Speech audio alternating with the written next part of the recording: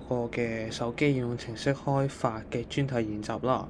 咁我哋嘅成員包括有呢個嘅稍等啊，我啦，梁劍新啦，學生 I.D. 2481430，同埋另外一位同學係凌展純 I.D. 學生 I.D. 2480982嘅。好，咁喺開始之前我就講一講啦。咁我哋呢一個係嘅嗰個 Apps 啦，嗰個 website 啦，入咗去之後嘅一個 homepage 啦。咁 homepage 度就可以見到嘅。咁啊，佢會有4個客啦。咁跟住呢個係我哋呢個 webpage 可以用到嘅主要功能啦，溫度預測。咁右上角就會有呢個教你點樣用啦，同埋呢一個嘅我哋製作人員嘅相關資料嘅。好，咁講一講呢個先啦。咁製作人員相關資料啦，咁呢度就有 mark 低我哋嘅組別成員啦。呢個係模仿翻嘅電話號碼啦，同埋呢個嘅 email 啦。咁呢個係我哋一個嘅工作室嘅地址啦，即係用翻學校嘅電腦室嚟做呢個地址咁啊，做我哋工作室地址啦。好，咁嚟翻 homepage 呢一度，咁呢度點樣使用呢？咁我就會講翻啦，點樣去用呢個溫度預測功能呢？咁就係撳低首頁或者呢一個嘅 Try It button，咁入到去嗰個頁面之後，你輸入正確嘅年月日之後啦，即係要整數啦，要整數啦。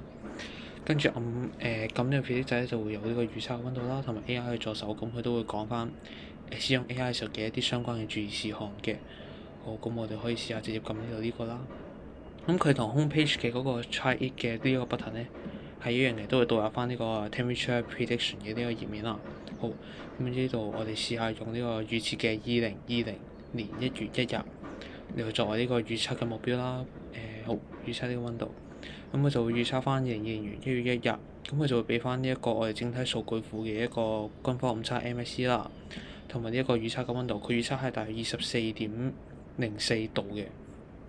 好，咁跟住呢度我哋試下一啲相關問題啦。咁佢係啦，冇辦法問佢除咗溫度相關嘅問題啦，即係例如話How are you 啦。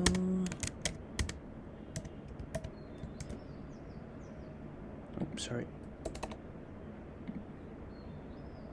咁呢度要俾多少少時間啦。咁佢就回答翻佢一個專門回答溫度相關問題啦。咁佢就話冇辦法回答嘅。咁我哋呢一度就暫時 pass 咗佢先，唔好意思啊。好，咁跟住講翻嚟呢度啦。咁右上角呢度咧就有 history 嘅。咁 history 功能係咩咧？就係記錄翻呢一度預測溫度嘅記錄。咁佢會 mark 低翻用戶預測咗邊啲年份、邊啲日數嘅溫度啦。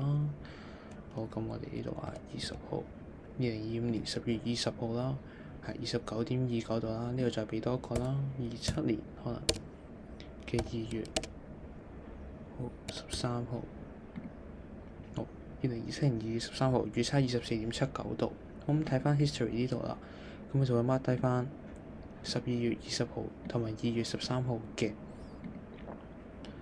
好，咁大致上就係咁多功能啦。好，唔該晒。